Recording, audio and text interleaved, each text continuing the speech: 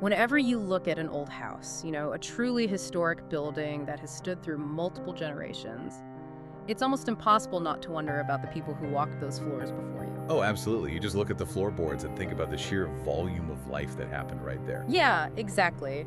And today we are going on a sweeping, incredibly detailed exploration into a place that basically forces you to confront that exact thought.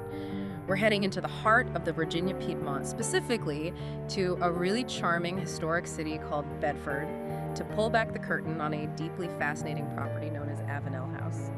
And we should be clear right out of the gate here.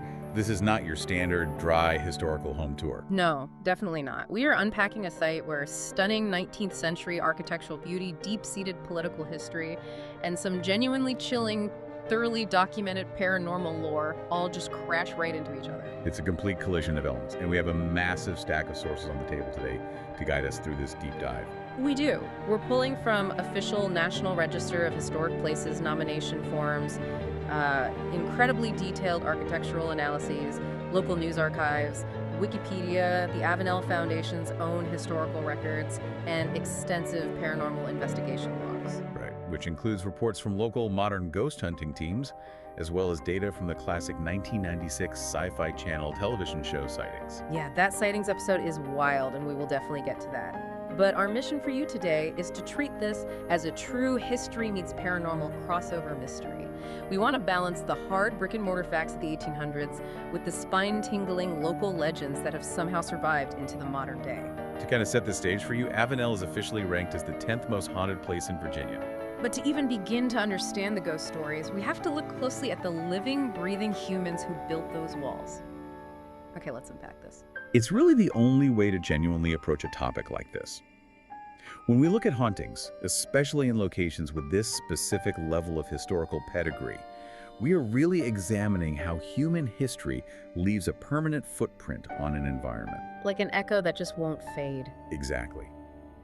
What is so fascinating about Avenel is the underlying concept of historical trauma acting almost like an energetic battery for paranormal activity. Yeah. If you look at the records, the walls of this house are thick with the echoes of intense family tragedy, bitter legal feuds, and the profound world-altering trauma of the American Civil War. The spectral phenomena and the very real human experiences that played out in those specific rooms are just completely intertwined. They are. It creates this layered parapsychological landscape that you just don't find in an ordinary building. I think the best place to start unpacking that landscape is with the political DNA that went into Avenel's very foundation. We're looking at a man named William McCreary Burwell, who originally commissioned the house. And if you were living in early 19th century Virginia, the Burwell name carried an immense amount of weight. It really did. He didn't just stumble into high society. He was practically born into American political royalty. His father, William Armistead Burwell, was a United States congressman. But perhaps more importantly, he served as the private secretary to President Thomas Jefferson during the final year of Jefferson's presidency. Having that kind of direct, daily proximity to a founding father is a heavy, heavy lineage to carry forward. Oh, absolutely. It's an incredible lineage, actually. And if you read through the historical documentation, it's clear that this Jeffersonian connection dictated the entire trajectory of the Avenel estate. From its very inception, the house was designed to be a nucleus of political and intellectual power. Because William M. Burwell was a brilliant man in his own right, wasn't he? He was. He was part of the very first graduating class of the newly formed University of Virginia.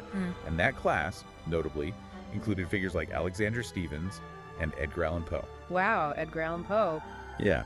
And while there are local rumors that Poe might have visited Avenel, we should clarify for the listener that there is no official hard documentation placing him there physically. Right. It's more about painting a picture of the intellectual circles Burwell moved in.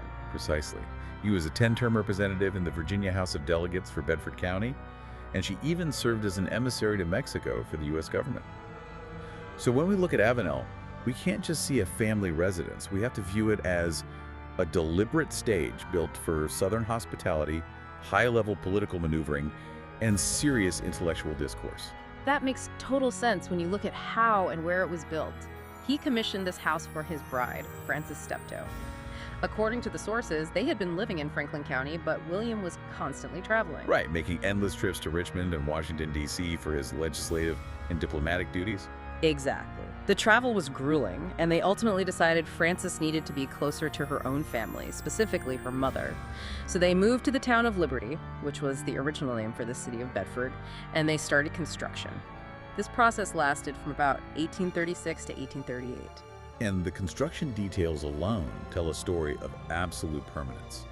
The structural integrity is quite remarkable. Let's talk about those details because they are staggering. If we look at the National Register of the Historic Places nomination form, the house is a massive two-story brick dwelling that sits on a raised basement. Originally, it was topped by a hipped roof covered in traditional materials before a much later switch to asphalt shingles. But the bricks themselves are a major part of the story here. They are. They didn't order these from a factory and have them shipped in. They were handmade right there on the site. This process involved excavating the local clay, molding it, and firing it in temporary kilns on the property. Which is a stark reminder of the immense labor requirements of the era's plantation system. Absolutely. This massive undertaking was executed using enslaved labor. They literally pulled the materials from the earth of the property to build the monument. And they laid these bricks in what architects call a Flemish bond pattern. And for anyone who isn't a masonry expert, a Flemish bond pattern is when you lay the bricks alternating between the long side, which is called the stretcher, and the short end, which is called the header, all in the very same row. Right, it creates a very strong interlocking wall. And it was considered highly decorative and expensive because it required a lot of skill to do correctly. Because of this technique and the sheer volume of materials, the walls of Avenel ended up being a staggering 2 feet thick. That is essentially a fortress. It is a fortress, and it ensured the building would survive well into the modern era. There's actually a wonderful, deeply humanizing detail in the structural reports about the construction. Oh, I love this part. During a modern examination of the house's bones, investigators found an inscription carved into one of the heavy attic rafters. A carpenter named John Dickinson had left his mark up there, carving his name and the exact date, July 3, 1837. It's just a profound thought. This master craftsman left his permanent signature hidden in the skeleton of the house, fully aware that the structure he was raising was built to outlast him by centuries. It connects you directly to the hands that swung the hammers. Now, the architectural analyses describe the overall style of Avenel as a sophisticated vernacular. I know vernacular usually means local or domestic, but how does that apply to a grand mansion like this? It's a great term that perfectly captures the architectural transition happening in America in the 1830s. Yeah. The country was moving away from the delicate, highly restrained elegance of the federal style and moving heavily into the robust, imposing, and somewhat democratic symbolism of the Greek Revival style. So what does sophisticated vernacular mean in that context? When architectural historians use that term for Avenel, they mean that local master craftsmen in the relatively isolated Piedmont region were taking high-style, cosmopolitan design concepts and interpreting them using their own local materials, tools, and traditions. Right, because they didn't have architects sketching out custom blueprints for every single house back then. They used pattern books. Exactly. The sources specifically mention they relied on a very famous 1830 publication by Asher Benjamin called The Practical House Carpenter. It was basically a catalog of architectural designs. It was the 19th century equivalent of downloading a blueprint template. It allowed rural elites to project an image of extreme cosmopolitan refinement without needing to hire an architect from Boston or Philadelphia. And you can see Asher Benjamin's influence all over Avenel. For example, the sources note the intricate woodwork and the Doric cornice featuring mutuals and dentils. Let's translate that for the listener because architectural terms can get dense quickly. Fair enough. A cornice is basically that decorative molding right under the roofline, and dentils comes from the word for teeth. They are those small, repeating, tooth-like blocks of wood carved in a row under the roof to give it a very formal, classical Greek temple look. Precisely. And the pattern book also dictated the fenestration, which is the strategic arrangement of the windows. Avenel features 3 bays of windows on the front elevation to look perfectly symmetrical and imposing, but they expanded it to 5 bays on the rear. Every single detail, down to the flat lintels over the doors and the specific corner blocks on the window frames, was calculated for maximum visual impact to signal power and stability. What I find even more intriguing than the exterior is the interior layout. It's highly unusual. The house is basically split straight down the middle into two nearly equal halves, and each half features its own completely separate, formal staircase. Two massive staircases. Yeah, there is a main central hall with a grand, formal three-run stair, and then a longer rear hall with a substantial staircase that divides at a landing. Why build two massive formal staircases in a private residence? It's a fascinating physical manifestation of the social and domestic rituals of the 1830s. The symmetrical division of the house essentially allowed the family to create distinctly gendered spaces.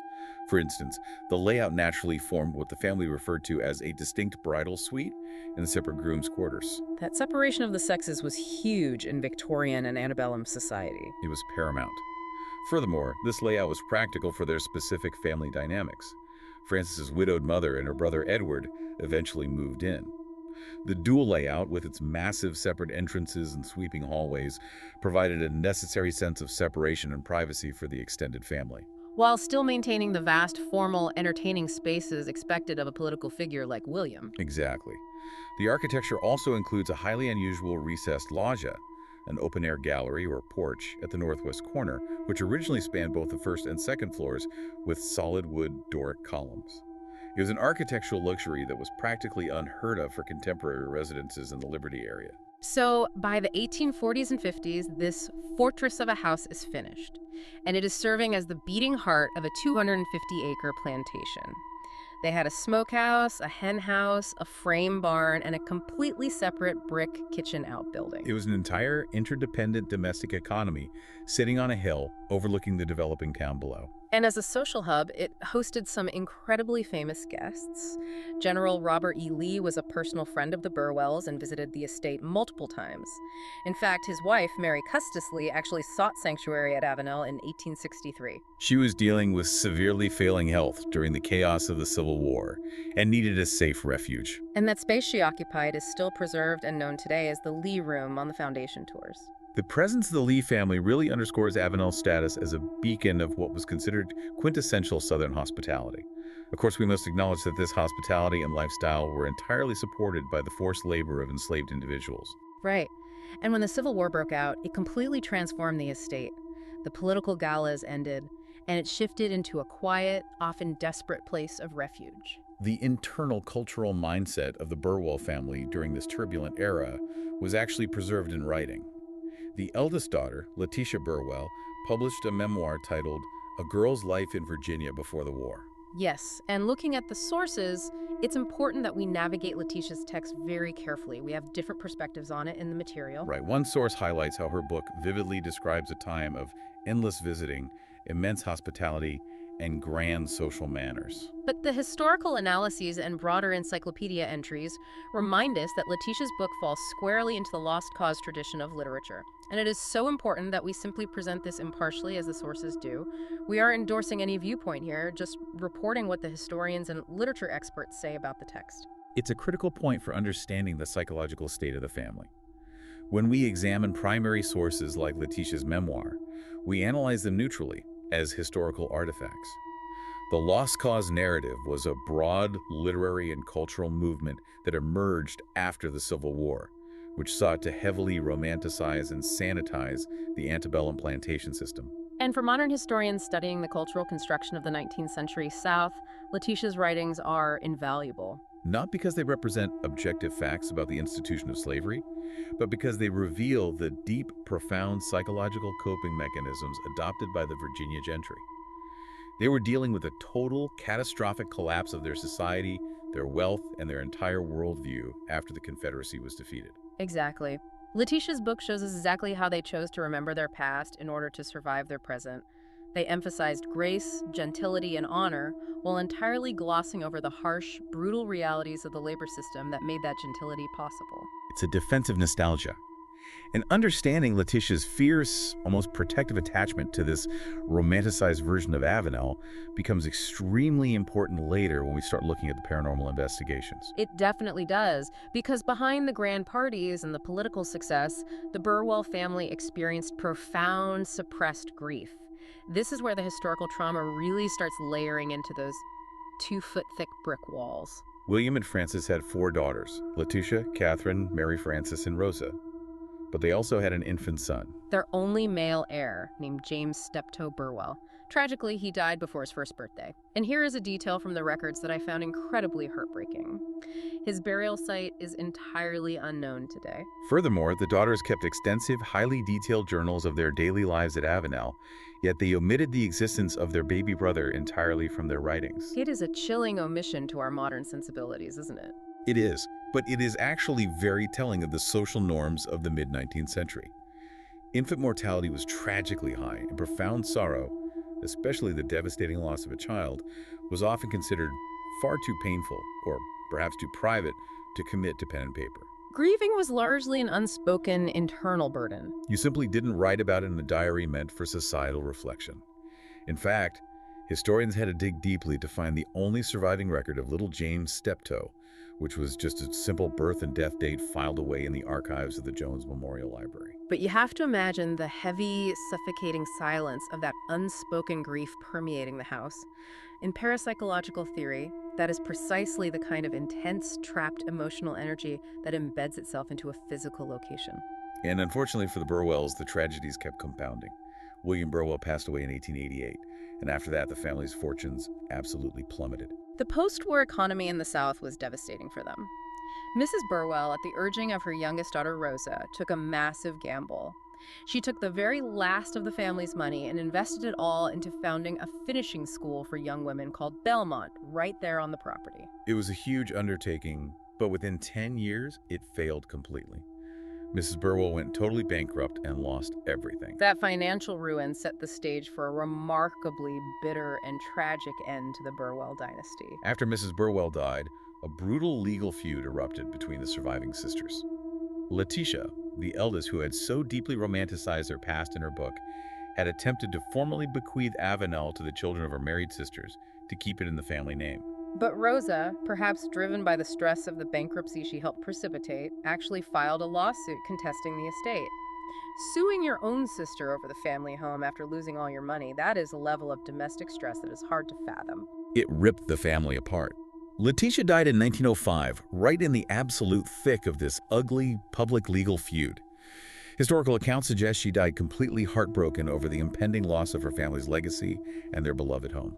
Her death effectively ended 70 years of Burwell ownership. It was an incredibly dark, emotionally charged finale for a family that had started with such high political hopes. Just a year later, in 1906, Avenel was put up for public auction. But amidst all that bitterness, there is a beautiful, almost poetic twist regarding who actually bought it. Yes, the purchaser was the Ballard family.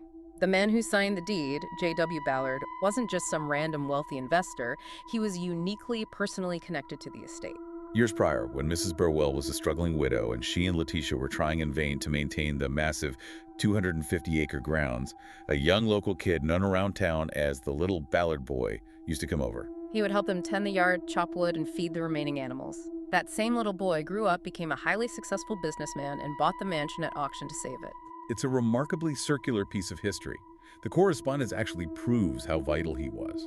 Rosa Burwell wrote a letter to him later, explicitly stating that her mother could not have managed to stay and live out her final days at Avenel if he hadn't been there to help with the physical labor. The Ballard family then went on to maintain and protect the estate for nearly 8 decades.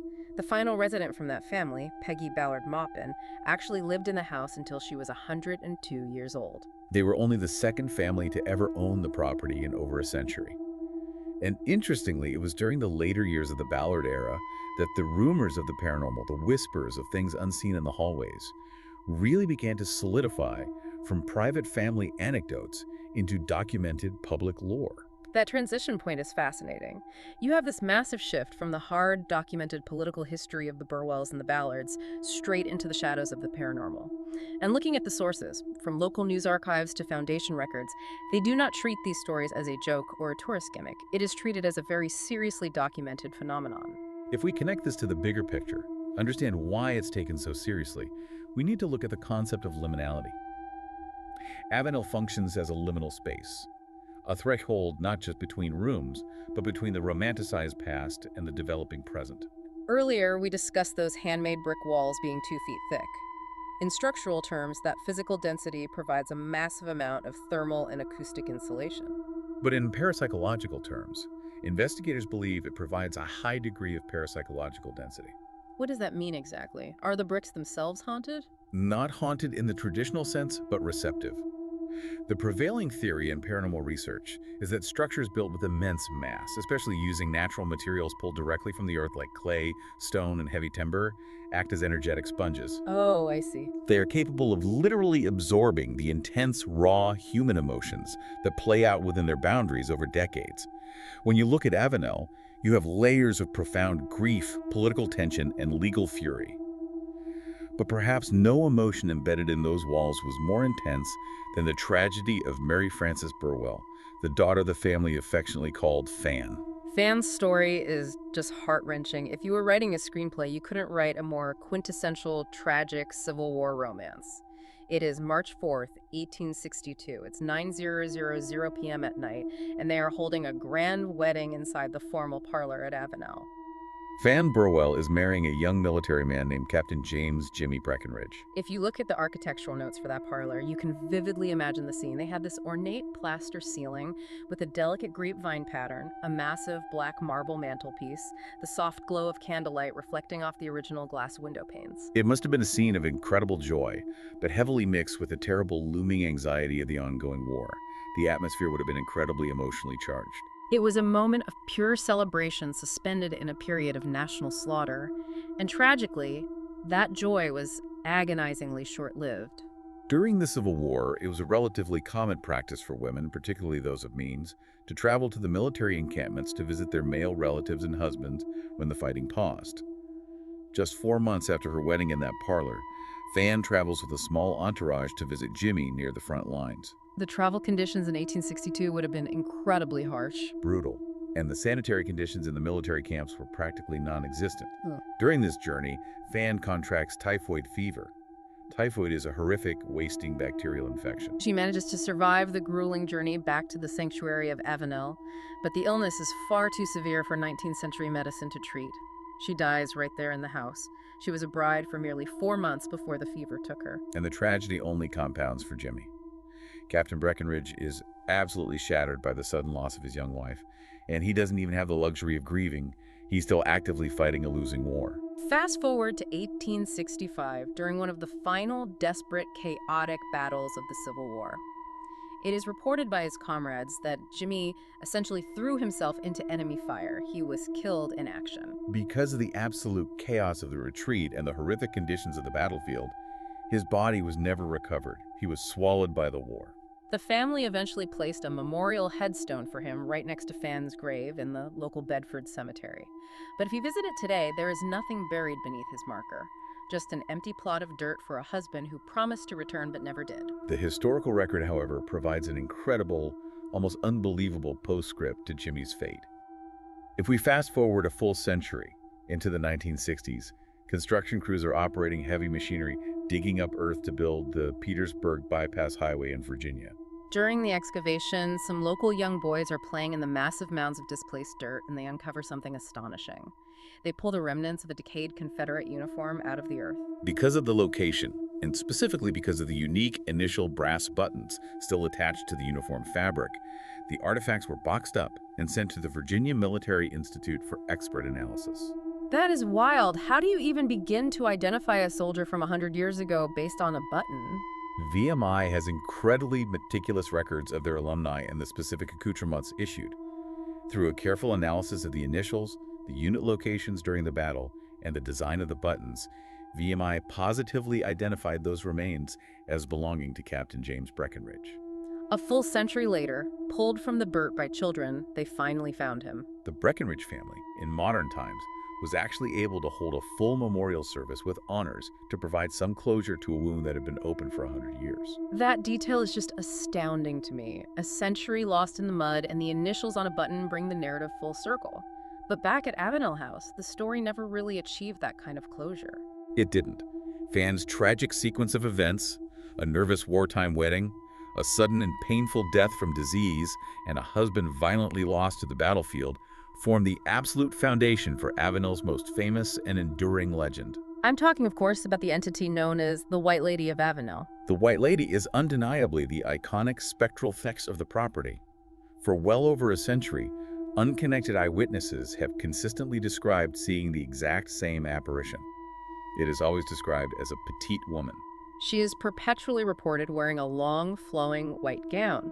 Witnesses often debate the style of the dress. Some interpret the fabric as a 19th century wedding dress, while others describe it as a sweeping, heavy taffeta hoop skirt typical of everyday antebellum fashion. She's frequently seen holding a parasol, either pacing slowly across the expansive grounds near the old, massive oak trees, or standing perfectly still on the wraparound front porch, looking out toward the town. The sightings of this specific figure really gained mainstream traction during the Ballard family's ownership. The last resident we mentioned, Peggy Ballard Maupin, who lived to be 102, actually gave an on-camera interview to a local news station, WDDBJ7, back in 1996. She recounted that her own mother was the very first person in their family to spot the White Lady. According to Peggy, the family was all standing out on the front porch one afternoon. Suddenly, her mother points out this lady in an old-time white dress, carrying a parasol, just casually crossing the road in front of the house. The lady walked right into the path of a massive oak tree and simply vanished. She didn't walk behind it, she dissolved into it. And Peggy made a crucial point in the interview. Several family members witnessed this exact same event simultaneously. It wasn't just a trick of the light seen out of the corner of one person's eye, it was a shared daytime visual phenomenon. And what makes the case so compelling for parapsychologists is that the phenomenon is not strictly limited to visual sightings. The sensory details extend to auditory experiences that are incredibly specific and heavily corroborated. For instance, Annette Kendall, the vice president of the Avenel Foundation, has spent decades working inside the house, managing the museum. She, along with many other foundation members, volunteers, and tourists, has reported sitting quietly inside the house and hearing the distinct, unmistakable sound of someone walking across the wooden planks of the porch outside. And it's not just generic creaking or heavy thuds that you could write off as the house settling. It is the sharp, rhythmic click, click, click of distinguished, hard wooden heels. Furthermore, they report hearing the loud, crisp rustling sound of a heavy taffeta hoop skirt brushing against the floorboards and the door frames. Even when they rush to the window and confirm that the porch is completely, entirely empty, the sound continues. Annette actually documented a specific incident where they were holding a foundation committee meeting late one evening in one of the front rooms. The entire group suddenly stopped talking mid-sentence because the sound of that rustling taffeta was so loud and so present right outside the door that it made the hair on the back of their necks stand up. They all looked at each other, acknowledged what they were hearing, and agreed on the exact nature of the sound. This kind of shared auditory experience leads directly into the grand debate among paranormal investigators and historians who study Avenel. Who exactly is the White Lady? Is it the tragic young bride Fan Burwell? Or is it her older, fiercely protective sister, Letitia? This is where understanding the mechanics of a haunting becomes really important. The local folklore strongly, almost romantically, leans toward Fan. The narrative dictates that she is perpetually waiting on the front porch, parasol in hand, eternally scanning the horizon for the husband who promised to return from the war but was swallowed by the battlefield. The fact that she experienced her highest joy, her wedding in the parlor, and her deepest agony, her death from typhoid in the house, anchors her spirit there emotionally. However, many modern investigators and even some Foundation members who know the nuanced history intimately argue that the spirit is actually Letitia Burwell. The argument for Letitia is strong if you look at her psychological profile. Letitia lived a long life, dying at age 74, but her life ended in profound heartbreak and bitterness. She had a fierce, almost proprietary attachment to Avenel. She literally dedicated her literature to preserving its memory in amber. She fought a devastating public legal war with her own sister to maintain control of the estate, and she died right as the family was losing it all to bankruptcy. Investigators point out that the massive amount of energy required for an entity to manifest so consistently over a century often stems from unresolved anger or stubborn refusal to let go of a physical space. To really dig into this debate, we need to understand the terminology that ghost hunters use. Can you break down the difference between what investigators call intelligent activity versus residual activity? Because parsing those two concepts seems absolutely crucial to figuring out if we are dealing with Fana or Letitia. Absolutely. This is a foundational concept in any parapsychological investigation. Residual activity is essentially an environmental playback. It's the theory we touched on earlier with the dense brick walls. Right. The idea is that extreme human emotions, or even just highly repetitive daily actions, embed themselves into the physical environment. Think of the building materials as a magnetic tape inside an old cassette recorder. Under the right atmospheric conditions, perhaps related to humidity, barometric pressure, or lunar cycles, the house simply presses play and replays the tape. So a residual haunting has no consciousness. It's not a spirit trying to talk to you. Exactly. It is not self-aware. The clicking of the wooden heels, the loud rustling of the taffeta hoop skirts on the porch, investigators consider these classic examples of residual energy. The sounds don't interact with the living. They don't stop when you ask them to. They are just echoes of a 19th century daily routine playing on an infinite loop. Ah, so if the white lady sightings and the sounds of the skirt and heels are purely residual, it might not be a ghost with a consciousness at all. It might just be the house replaying Fan or Letitia going for a daily walk. The house recorded the routine. Precisely. However, intelligent activity is an entirely different phenomenon. This implies that there is a conscious, sentient entity present. An intelligent spirit is aware of the modern world, aware of the people in the room, and can actively interact with its environment. It can respond intelligently to questions through recording devices, react to changes in the physical space, and express complex emotion.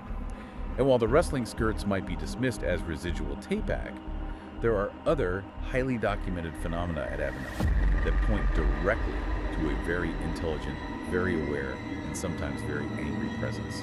Here's where it gets really interesting, because Avenel is not a one-trick pony.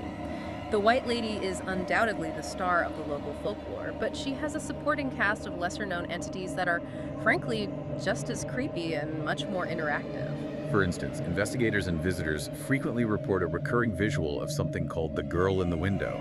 Visitors walking up the long driveway to the house have repeatedly looked up to the second-floor windows and seen a young girl peering down at them. She is always described as having her hair pulled back tightly in a bun, wearing a high-collared, severe 19th century dress. And this isn't just anecdotal. A local investigative team, Don and Kelly Johnson from Beyond the Dark Paranormal, actually captured a photograph during one of their sessions where a figure matching this exact description appears to be standing clearly in the window. What makes a photo compelling is that the window belongs to a room that is currently used as an administrative office, and it was firmly locked and completely empty at the time the photo was taken from the outside. Then you have the olfactory and auditory manifestations. People frequently report smelling a very strong, phantom floral scent. Witnesses describe it as smelling like heavy old-fashioned perfume, or sometimes distinctly like funeral flowers. It will suddenly bloom in the upstairs bedrooms, overwhelming the senses for a few moments, and then vanish completely without a trace. There are also reports of tall shadow figures darting rapidly through the wide upstairs hallways. But one of the most uniquely documented phenomena, and frankly one of my favorites in the lore, is the phantom cat. The Avenel kitty is a fascinating piece of the puzzle. This isn't just a vague feeling of an animal brushing past your leg. People constantly hear a cat meowing and purring loudly inside the empty house. There is an incredibly specific incident documented where a daytime tour group led by a guide was standing in one of the upper rooms. The entire group, including the guide, stopped what they were doing and listened as a cat meowed exactly 3 times in clear succession right in the center of the room. They searched the entire house and found absolutely nothing. And it shows up on electronic equipment too. The paranormal groups who conduct EVP sessions, that stands for electronic voice phenomena, where they record dead air in a silent room and listen back with enhanced audio to your voices, they frequently capture the distinct sounds of a cat meowing, or the very clear sound of little paws padding rapidly across the bare wooden floorboards. The presence of a phantom animal often points parapsychologists back to the residual energy theory. A sprawling estate like Avenel, occupied by the Burwells and then the Ballards over a span of 150 years, likely has dozens of family pets, barn cats, and hunting dogs. The theory is that this simple, repetitive domestic energy is deeply recorded into the floorboards. However, the energy profile of the house takes a sharp, highly intelligent turn when we examine the national media exposure Avenel received in the late 1990s. This is where we see incredibly strong evidence for an intelligent and highly opinionated haunting. We absolutely have to talk about the Sci-Fi Channel. In 1996, there was a wildly popular, nationally syndicated television show called Sightings. They specialized in investigating the paranormal and UFOs. They caught wind of the White Lady legend and sent a full national television film crew down to Bedford to investigate Avenel. As part of their investigative method, they brought in a well-respected Roanoke Valley psychic named Debra Frasher Carvelli. What gave her some serious credibility is that she wasn't just a TV personality. She actually taught courses on parapsychology at a local Virginia community college. Her experience walking into the house was completely overwhelming. She told reporters and the camera crew that the residual emotion trapped inside Avenel was so thick and intense it was physically disorienting. She used a brilliant analogy, describing the feeling as being trapped in a room and forced to listen to a tape player on reverse. It was just a constant barrage of chaotic, heavy, unresolved emotional energy hitting her all at once. But what happened next during that TV shoot is what cemented Avenel's reputation. It's a cornerstone of the modern lore.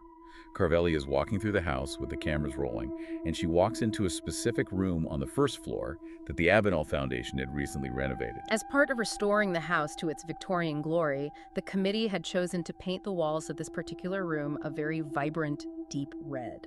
The moment Carvelli stepped across the threshold, she immediately reported sensing a furious, highly intelligent entity. The spirit was communicating intense, burning anger directed entirely at the modern renovations, but specifically focused on the red paint. The entity conveyed clearly to Carvelli that she absolutely despised the color red. The reason she gave was deeply rooted in the historical context of her era. In the strict puritanical social codes of the 19th century, a vibrant red parlor would be scandalous, as the color was strictly associated in her mind with fallen women or brothels. That is such a specific, historically accurate piece of Victorian-era morality. A proper 19th century gentlewoman, someone concerned with the high society manners Letitia wrote about in her book, would be absolutely mortified to have her family parlor painted red. And the entity didn't just complain psychically to the medium. Things escalated and got very physical.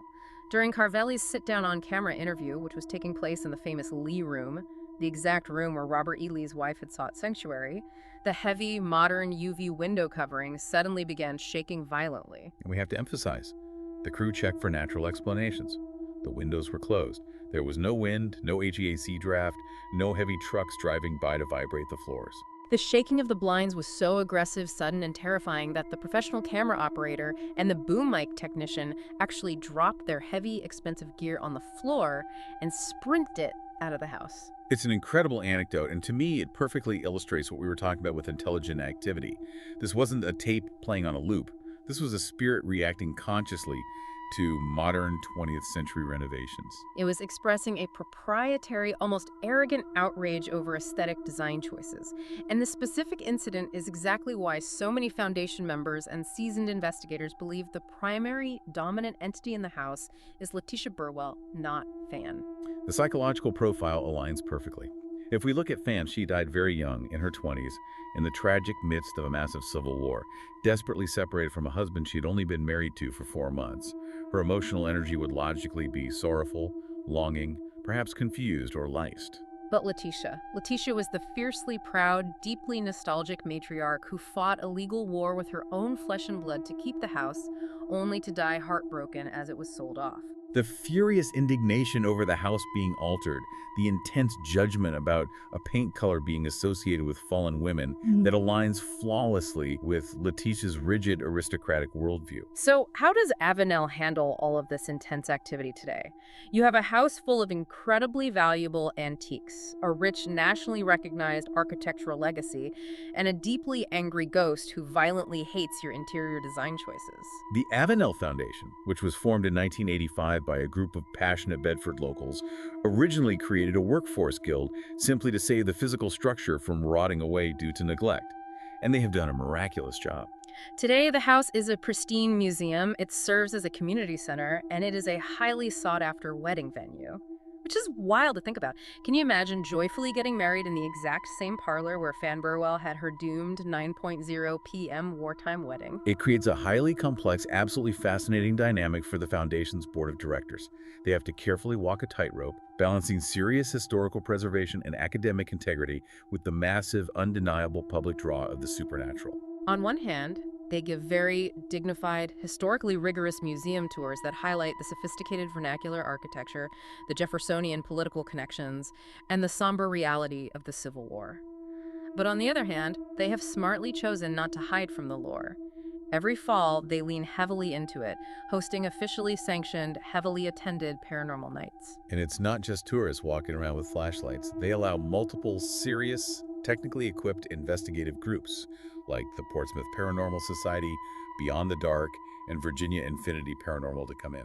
These groups run highly systematic studies. They set up grids of infrared cameras, deploy motion sensors, use laser grids to detect shadow movement, and leave digital audio recorders running in locked rooms for hours. And these modern data-driven groups are capturing what they consider to be hard evidence. They're regularly capturing EVPs of disembodied male voices.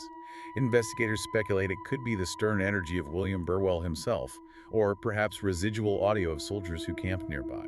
They capture the faint, giggling voices of children.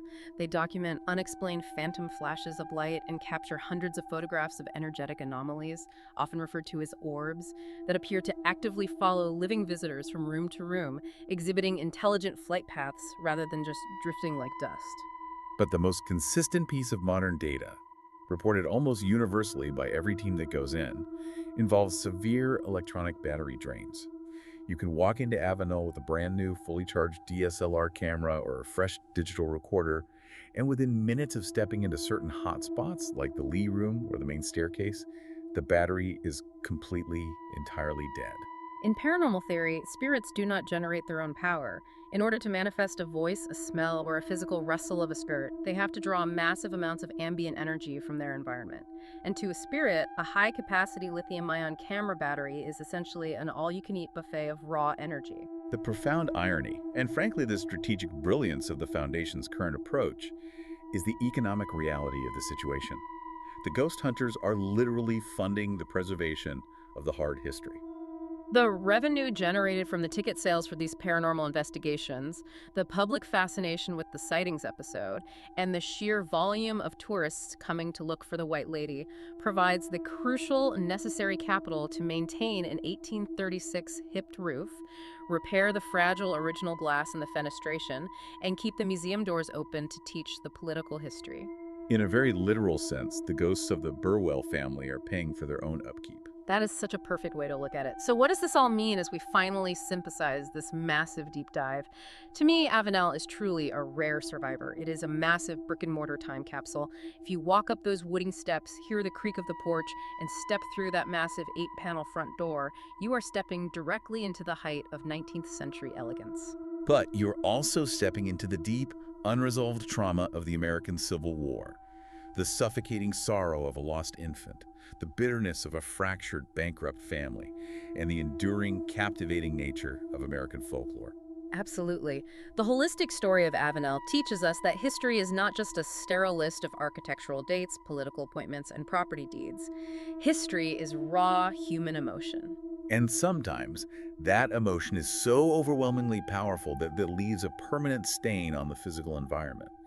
Whether you are a staunch believer in intelligent spirits throwing tantrums over red paint, or you simply believe in the heavy, atmospheric, psychological weight of history pressing down on you in an old room, there's absolutely no denying one fact. The voices of the Burwell family are still echoing clearly through Bedford today.